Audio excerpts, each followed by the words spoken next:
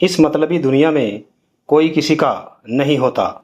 यह जीवन की सच्चाई को बताने वाली गौतम बुद्ध की 4 दृश्य की कहानी। मित्रों, इस कहानी को शुरू करने से पहले मेरा आप सभी से निवेदन है, कृपया आप हमारे चैनल रियल मोटिवेशन को लाइक, सब्सक्राइब, शेयर और कमेंट अवश्य करके जाइएगा।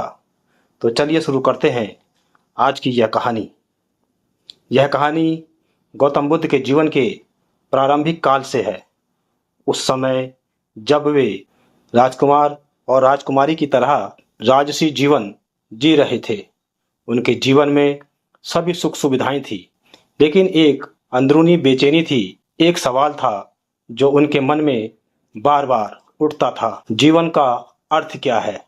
हमें दुख क्यों मिलता है? सिद्धार्थ नामक राजकुमार, जो बाद में गौतम बुद्ध बने, अपने पिता राजा शुद्धोधन के ही संरक्षण में बहुत सुख सुविधा में बड़े हुए। उनके पिताजी चाहते थे कि सिद्धार्थ का जीवन दुख, बुढ़ापा, मृत्यु आदि चीजों से दूर रहे, ताकि राजकुमार एक महात्मा ना बन जाए, धार्मिक जीवन ना छोड़े। इसलिए उन्हें ऐसा वातावरण दिया गया जिसमें हर तरह की सुविधा थी, हर तरह की सुरक्षा थी, जीवन सुख और संपन्न था। उनको जीवन में कभी दुख ना मिले। सिद्धार्थ के पिता ने महलों के दरवाजे बंद कर रखे थे। सिद्धार्थ केवल खुशी, उत्सव और सौंदर्य के वातावरण में वह बंधे रहे, लेकिन संसार की दीवारें पूरी तरह से दुख और अस्थायीता से दूर नहीं रख सकती थी। जब सिद्धार्थ युवा हुए, उन्होंने एक दिन महल से बाहर छिपे हुए मार्ग से बाहर निकलने का निर्णय लिया। यह उनका बाहरी संसार का पहला अनुभव था, जहां जीवन की कठोर लेकिन सच्ची वास्तविकताएं छुपी थी। उन्होंने 4 दृश्य देखे, जिन्हें बाद में 4 दृश्यों के नाम से जाना गया। नंबर 1, बुढ़ापा। सिद्धार्थ ने एक वृद्ध व्यक्ति को देखा, झुके हुए अंग, कांपते हाथ पांव, धीमी चाल, कमजोर शरीर। वह व्यक्ति अब वह नहीं था जो कभी चुस्त दुरुस्त शक्तिशाली रहा हो। इस दृश्य ने सिद्धार्थ को यह एहसास दिलाया कि आयु बढ़ना, शारीरिक बदलाव, यह सभी जीवन के हिस्से हैं और किसी को यह बचा नहीं सकता। नंबर 2, रोगी व्यक्ति। फिर गौतम बुद्ध ने एक बीमार व्यक्ति देखा जो व्यथित था, कष्ट से जूझ रहा था, शरीर ठंडा गर्म हो रहा था, दर्द से भरपूर था। वह व्यक्ति भी उन सुखों का आनंद नहीं ले पा रहा था जो सिद्धार्थ को हमेशा मिलते रहते थे। यह दृश्य जीवन की अस्थिरता और अस्वस्थता को सामने लाया। नंबर 3, मृत्यु। तीसरा दृश्य और भी गहरा था। एक मृत शरीर, मृत्यु की स्थिरता और अंतिमता ने सिद्धार्थ को झकझोर दिया। यह दिखा कि जीवन का एक दिन अंत अवश्य होगा और जो भी सुख है वह स्थायी नहीं है। नंबर 4, सन्यासी या तपस्वी। अंत में सिद्धार्थ ने एक सन्यासी को देखा। वह किसी सुख संपदा में नहीं बंधा था। उसने दुनिया की तमाम इच्छाएं और संपत्तियां आग लगा दी थी और जीवन की गहरी आध्यात्मिक खोज पर था। उस तपस्वी की शांति, उसकी सरलता और जीवन की अनियतता से लिप्त तथ्यों को स्वीकार करने की स्थिति ने सिद्धार्थ के मन में एक सवाल को प्रेरित किया कि क्या यही रास्ता है दुख से मुक्ति का? यह 4 दृश्य सिद्धार्थ के लिए एक तरह से आगाज थे। दुख, बुढ़ापा, बीमारी और मृत्यु को न सिर्फ देखने का बल्कि उन्हें स्वीकार करने का। उन दृश्य अनुभवों ने उनके मन में एक कन्विक्शन उत्पन्न किया कि जो सुख उन्होंने अनुभव किए हैं वे स्थायी नहीं है। हर चीज बदलती है, मन, शरीर, संबंध, सत्ता, हर चीज बदलती है। हर चीज अनित्य है। मित्रों, बुद्ध को यह ज्ञान सिर्फ दुख का नहीं था, बल्कि उसमें एक संभावनापूर्ण प्रश्न भी था। क्या दुख से मुक्ति संभव है? इन अनुभवों ने सिद्धार्थ को अंदर से परेशान कर दिया। उन्होंने सोचा कि क्या वह जीवन की इस चक्रीकरण से बाहर निकल सकता है। दोस्तों, जन्म, रोग, बुढ़ापा, मृत्यु, यहाँ से शुरू होती है उनकी यात्रा राजसी जीवन और विलासिता छोड़ने की। और अब सिद्धार्थ उस जीवन से मुक्ति पाने के लिए निकल पड़े जहां अपेक्षाएं, मोह, लालच और अहंकार बहुत अधिक थे। उन्होंने संन्यास स्वीकार किया, साधु जीवन अपनाया, कठोर तपस्या की, आत्म अन्वेषण किया, ध्यान किया। उनके तप की अवस्था कठिन थी। कुछ वर्षों तक उन्होंने बहुत ही साधारण आहार, बहुत सीमित शारीरिक सुविधाएं, शरीर में कष्ट, भूख, ठंड, थकावट, ये सब उनके साथी बने। लेकिन सिद्धार्थ का मन मजबूत बना रहा, क्योंकि उनके अंतःमन में एक गहरा उद्देश्य था। सत्य को जानना, दुख को दूर करना और मोह का अंत करना। बहुत समय बाद, तपस्या और ध्यान के कई प्रयासों के बाद, सिद्धार्थ ने बोधि वृक्ष के नीचे ध्यान लगाया। वहां उन्होंने कुछ महत्वपूर्ण सच्चाइयां अवलोकित की। अस्थिरता, यानी सब कुछ बदलता है, कोई भी चीज स्थिर नहीं है। जीवन का हर पहलू शारीरिक, मानसिक, भावनात्मक परिवर्तन से मुक्त नहीं है। दुख, जो व्यक्ति परिवर्तन की अस्थिरता को ना समझे, उनसे मुंह रखे, अपेक्षाएं बनाए रखे, वे दुख पाते हैं। अनात्म भाव, यानी यह अहंकार, ये मेरा, मैं, मेरा परिवार, मेरी संपत्ति, ये सभी वह पहचान है जो हमें बांधते हैं। लेकिन जब हम देख पाते हैं कि मैं, मेरा, मेरा परिवार, मेरी संपत्ति अनित्य हैं, तो हमें उनका अतिशय मोह कम कर देना चाहिए। मित्रों, महात्मा बुद्ध ने जब इन सच्चाइयों को पूर्ण रूप से समझा, तब वे बुद्ध बने, अर्थात वे जागृत हो गए।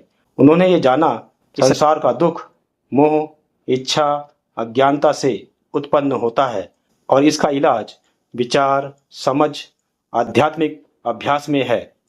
मोह, लगाव, अपेक्षाएं, ये तीनों मनुष्य को दुख की ओर धकेलते हैं। सिद्धार्थ की यात्रा से यह स्पष्ट हुआ है कि जब तक हम ये माने कि किसी भी स्थिति, किसी भी व्यक्ति और किसी भी वस्तु में हमें हमेशा लाभ, हमेशा खुशी मिलेगी, तब तक हम धोखे में हैं। मित्रों, अब इसको हम एक उदाहरण के द्वारा समझते हैं। परिवार, मित्र, संपत्ति, सौंदर्य, शक्ति, ये सब कुछ खोया जा सकता है। बुढ़ापा और मृत्यु से कोई भी नहीं बचा, बीमारी से कोई भी अछूता नहीं है। लेकिन अधिकांश लोग इन संभावनाओं को भी नज़रअंदाज करते हैं। हम ये सोचते हैं कि मेरी माँ हमेशा रहेगी, मेरे मित्र हमेशा मेरे साथ होंगे, मेरी संपत्ति सुरक्षित रहेगी। और मित्रों, जब ये चीज़ें बदलती हैं या समाप्त होती हैं, तो हमारा दुख चरम पर पहुंचता है।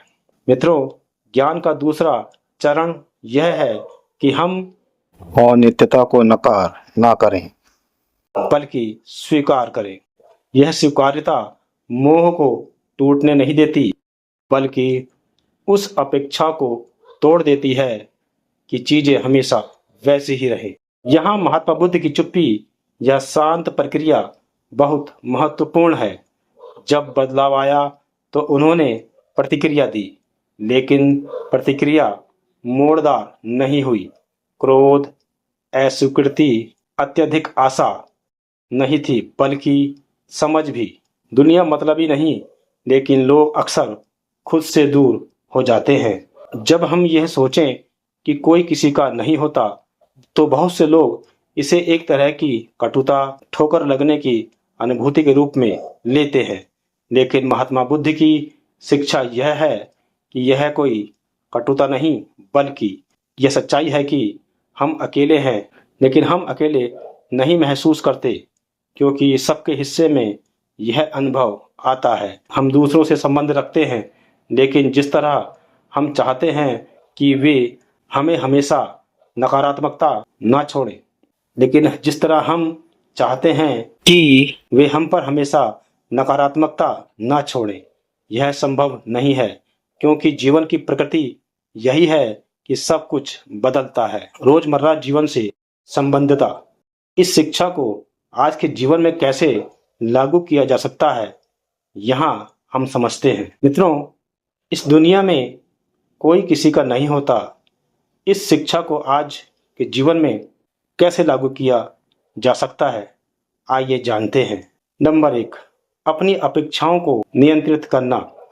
रिश्तों से यह अपेक्षा है कि हमेशा वैसा ही रहेंगे जैसा अभी हैं। ये सबसे बड़ी अपेक्षा होती है। जब हम यह स्वीकार कर लें कि जीवन अनित्य है, तब छोटी छोटी असफलताएं हमें कम प्रभावित करती हैं। मोह और लगाव की पहचान, यह हमें पता होना चाहिए कि जिस चीज से हम चिपके हुए हैं, चाहे वह व्यक्ति हो, वस्तु हो, स्थिति हो, वह कभी ना कभी बदल सकती है या समाप्त हो सकती है। ध्यान और आत्मनिरीक्षण। ध्यान, मन निरीक्षण, ये साधन है जो हमें वर्तमान पल में बने रहने, बदलती भावनाओं को पहचानने और उनसे प्रभावित ना होने की शक्ति देते हैं। करुणा और हिंसा। जब हम समझ लें कि सब बदलता है, तब दूसरों के प्रति हमारी करुणा बदलती है, क्योंकि हम जानते हैं कि उनका दुख भी अस्थायी है, लेकिन उनकी पीड़ा वास्तविक है। इसलिए मदद करना, दया दिखाना और समर्थन देना महत्वपूर्ण है। मित्रों, जब हम कहते हैं इस मतलबी दुनिया में कोई किसी का नहीं होता, तो इसका मतलब यह नहीं है कि सब रिश्ते झूठे हैं, सब भरोसे बेकार हैं, बल्कि यह एक चेतावनी है कि अपेक्षाएं हमें धोखा दे सकती हैं। यह एक प्रेरणा है कि स्वीकार करना सीखें कि जीवन बदलता है और जो हम चाहते हैं वह हमेशा नहीं मिलेगा। मित्रों, यह हमें सिखाती है कि मौन रूप से ही सही समझ बनाएं। प्रेम रहे, मित्रता रहे, सम्मान रहे, लेकिन उस मोह से बचकर कि यह हमेशा रहेगा। मित्रों, गौतम बुद्ध की यह 4 दृश्यों की कहानी हमें जीवन की गहराइयों से परिचित कराती है। यह बताती है कि दुख जीवन का हिस्सा है, अनियतता, हर चीज बदलती है, जीवन, शरीर, रिश्ते और परिस्थितियां। मोह और अपेक्षाएं दुख की जड़ हैं। बौद्ध, ध्यान, आत्मनिरीक्षण, त्याग और समझ हमें मुक्ति की ओर ले जाते हैं। मित्रों, अंत में मैं यही कहूँगा कि जब हम मतलबी दुनिया को सिर्फ नकारात्मक रूप में नहीं देखते, बल्कि उसके सच को समझते हैं, तब हमारा दृष्टिकोण बदल जाता है। हम ज़्यादा शांत, दयालु और सच्चे हो जाते हैं। तो साथियों, मैं उम्मीद करता हूँ कि आपको यह कहानी पसंद आई होगी।